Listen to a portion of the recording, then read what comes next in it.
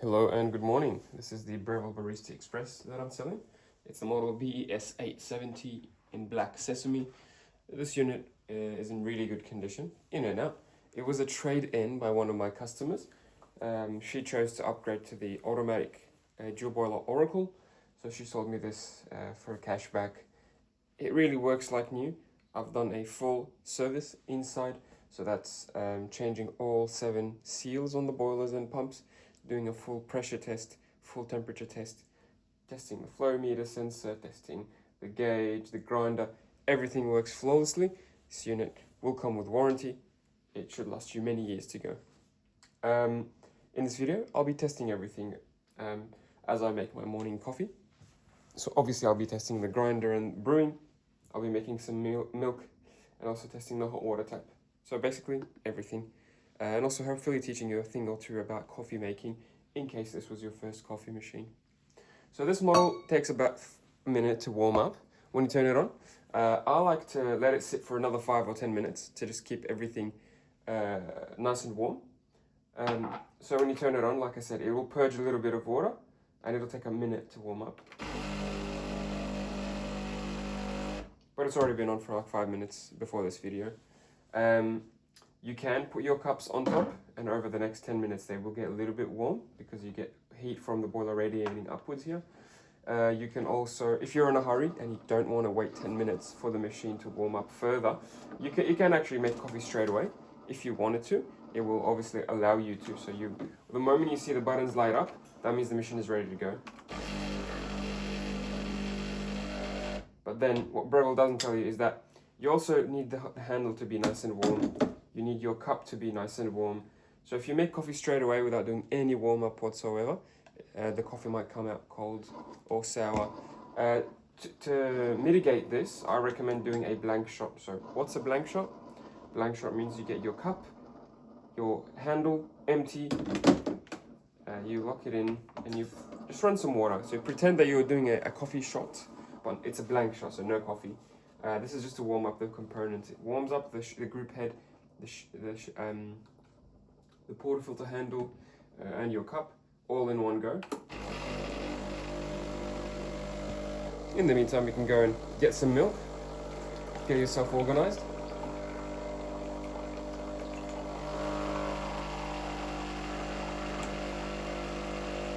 You can do that once or twice. That's the double button. Let me test the single button for you.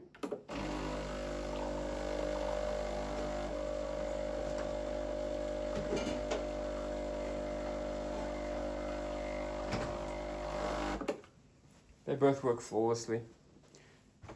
Once that's done, you want to take out your cup, put it away. Put it there. Grab your portafilter. You want it to be dry before you grind any coffee into it. So your machine comes with all the baskets, all 4 of them. 2 single shots, 2 double shots. There's 2 sets because there's a set that's called the single wall. That's this one, that's the classic made with 1 layer basket. There's also the double wall, as the name suggests, it's made with 2 layers.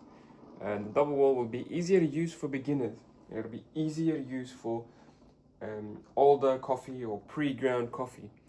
It'll give you regular standardized pressure with the double wall baskets, because they have 2 layers. The way they're designed, they create pressure on their own. So even if your beans aren't great or your grind size isn't perfect, they will be able to give you some pressure.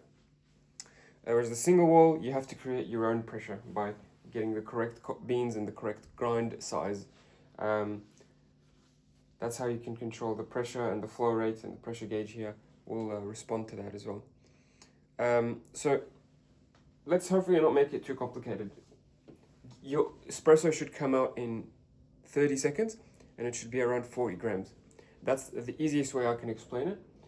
So you want a double shot of coffee that takes 30 seconds and yields 40 grams from the double shot. If we get further into the details, that's a 2-to-1 recipe. So you want 2 grams of liquid coffee from every gram of ground coffee. So this handle takes about 18 grams of coffee.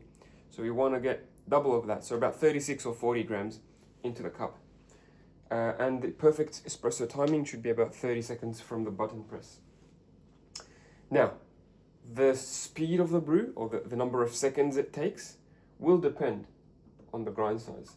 If your grind size is too small, it's too fine, you'll get that 40 grams in a very long time, maybe 45 seconds or even a minute, which is not good. If your grind size is too large, what you'll see is that your shot will come out very quickly in 10 or 15 seconds, which is not good either. At a very quick, fast shot, you'll get very low pressure. At a very slow pour, a very long shot, you'll get high pressure. So you don't want it to be too high, you don't want it to be too low. You want it to be just perfect. I think my doorbell is ringing, so I'll be back. Okay, I'm back in a different set of clothes. I think we were talking about grind size, and yeah, too slow, you need to increase the grind size. Too quick, you need to slow down the grind size. This is the double basket that takes fresh coffee. I'll be aiming for 18 grams. I've got a scale here to measure the input and the output, so we can be precise about our brewing.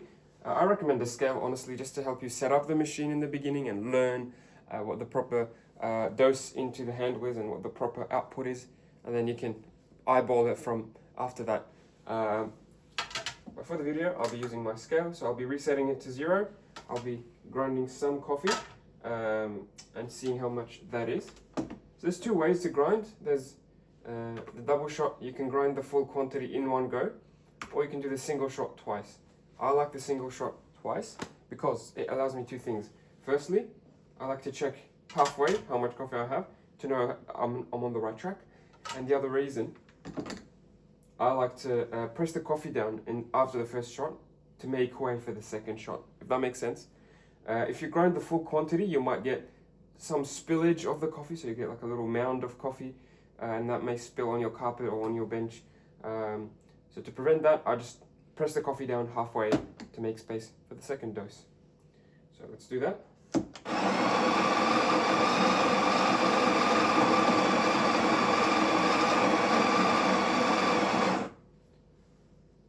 So that's my first dose. 9.5. So I'll clock it back to the... Oh, I forgot to tell you about this. So this is the grind amount. This is the dial that you turn to control how long the grinder will grind for. So obviously a larger amount gives you more seconds of grinding. A small amount will give you fewer seconds. Put it in the middle now. Let's see how much that gives us. Hopefully it's about 9 grams, because 9 times 2 is 18. We're aiming for 18. Here's the important bit. Once you finish your first dose, compact it down with the tamper. This will make space for the next batch.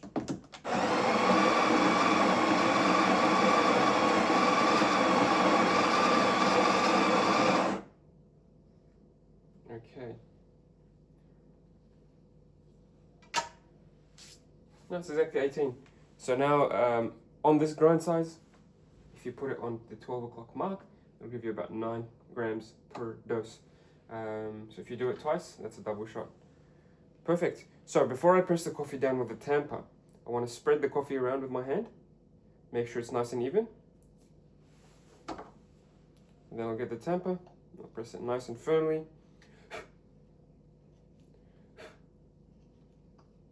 There we go.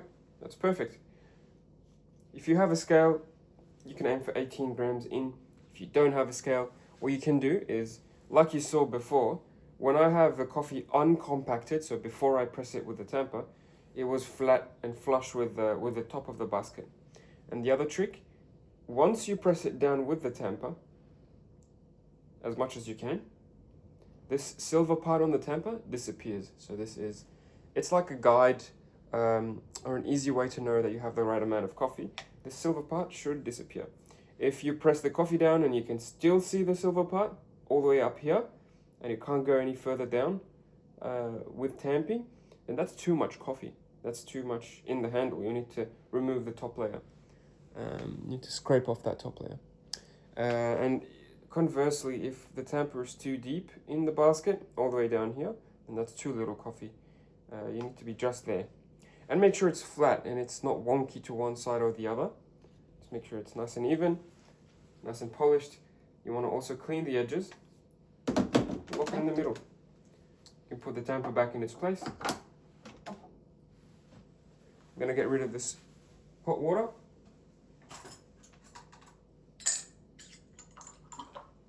Now, if you like to add sugar or sweetener or any syrups to your coffee, I recommend you add them now before you brew your espresso. It will just mix more nicely and more evenly if you do it before. I like to add some sugar to my cup, and to help the sugar dissolve, I use the hot water tap. This hot water tap is good for like a long black Americano style coffee. It's good to brew a tea bag if someone in your house doesn't drink coffee. And I use it to dissolve the sugar in my cup. Turn it away from you, and then turn it back to off. And then now I'm going to add the sugar.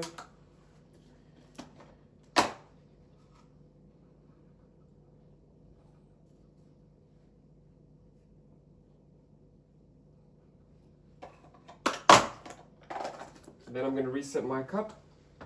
So now it's on 0, and now we'll be able to measure the output. So remember what I told you before. You want to aim for a 40-gram shot in 30 seconds. Now, the other thing, and I'm sorry if this complicates things, you can also control the length of the buttons. So you can control the length of the buttons by reprogramming them. I can teach you how to do that now. But the single shot gives you, I think, about 25 or 20 mils of coffee, and the double shot gives you about 60 mils or 50. So it's a bit too much. We're aiming for 40 grams, not 60. So this will give you maybe too much coffee, which is not good. So I'll teach you how to reprogram it, and I'll actually reprogram it for you so that when you receive the machine, you can use it straight away without fussing with the buttons and doing too much work. So resetting my scale. I've also got a timer, so we can time the number of seconds. And then to program, and you have to do this once, not every time. So just the first time, you press the program button, then you press the shot button that you want to program, and the machine will start to make coffee, and you'll press it again when you're happy with the volume that you got. So it will save that volume. So let's do that now. So program, and we're doing the double button. So keep an eye on the flow rate, and keep an eye on the gauge. We want the gauge to be in the gray zone here, around 11 o'clock, 12 o'clock. That's 10 seconds. Looks like a really good brew. Around 1 o'clock pressure, but that's fine. This machine can still handle it. We're getting decent flow rate. It's nice and even out of both spouts. And we're around the 30-second mark. 3, 2, 1, and then. That is a really good shot. So let it drip, drip, drip, and then bring it out. Oh wow, that's 39 grams, 38. I'm pretty happy with that. I will show you that I'm not lying. This is what it looks like, so 38 grams. Sorry about the mess. And this is the amount of coffee that we got in the cup. That's about, so almost 40 grams, which is what we were aiming for. So pretty good shot, and only on my second try I got it right. So keep these settings, and if you use similar beans to me, I'm using the Aldi dark beans.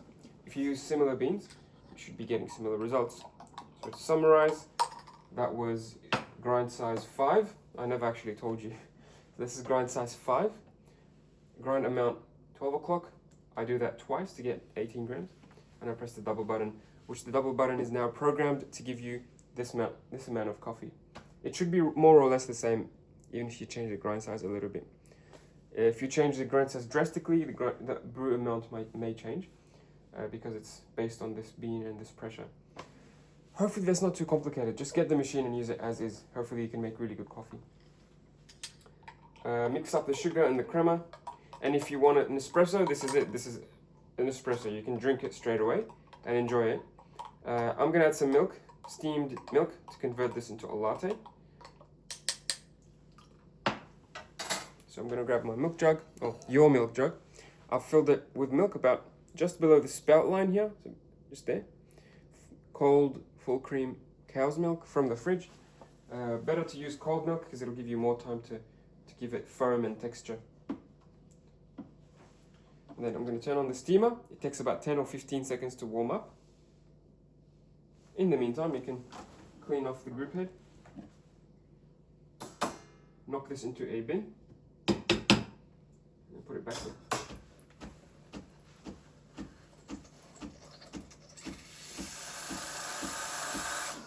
There we go. Once you get some pressure, turn it off. Position it at an angle like this and turn it back on.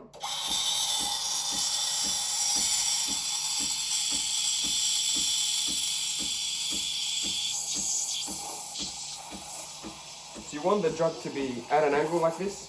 You want the wand to be close to the edge of the jug. And you want it to spin the milk in a tornado fashion. So keep spinning it. And the amount of foam will be determined by the depth of the wand.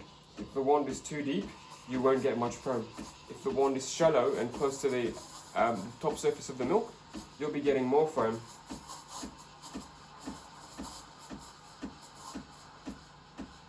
There's better YouTube videos online to show you how to properly steam milk, but hopefully this will get you started if you haven't done so before. And I'll keep it heated when it's too hot. When it's too hot to the touch, when I can't touch it for too long, that's about 60 or 65 degrees generally. Before you let it cool down, give it a purge to clean the insides, and then give it another 5 seconds. It will cool down, it'll go back to coffee mode.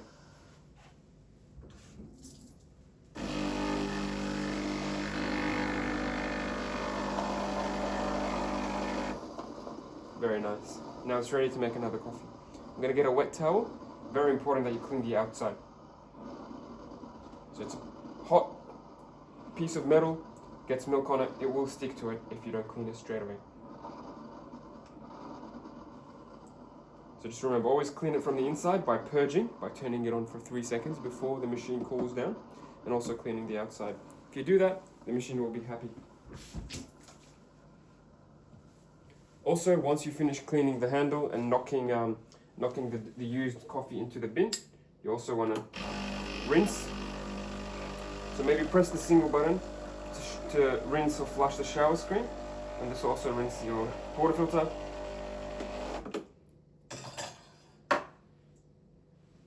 And lastly, if you want to be extra nice to your machine, keep it nice and dry on the outside. You don't want it to stain over time. You don't want it to rust and drip water over your bench. And also you can grab the tissue and clean the grip head. There's always a little bit of coffee stuck. Even after you flush and clean, there's always a little bit of coffee stuck in the grooves. So just wiping that every now and then will prevent build-up and prevent extra wear on your group head seal and your group head. And that's about it. You can lock it back here in the middle. You can turn off the machine. You can even make another coffee from now. So it's always up to you. I like to keep the handle inside just so that next time I turn on the machine, the handle can also get warm over time as it warms up. Okay, we've spoken quite a lot. Let's actually pour the coffee and enjoy. So quite a lot of foam that we got. You want to swirl it around to mix up everything, then knock it on the counter to break any air bubbles. Do this a few times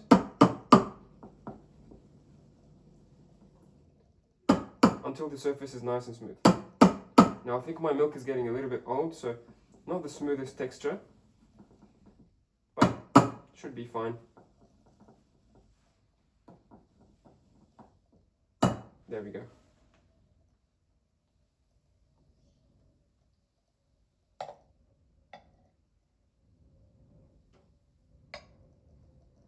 Yeah, not the best texture. I've done better with my other milk. But look, you can get some latte out with this machine.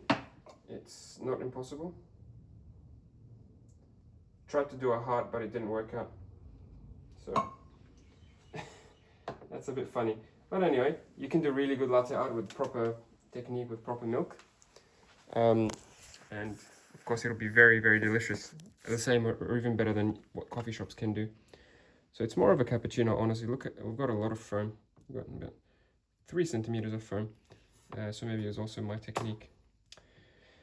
I'm sure you'll enjoy the coffee and you can bake even better coffee than me. Thanks for watching. Hope you enjoy. Any questions, please don't hesitate, and I will see you soon. Cheers.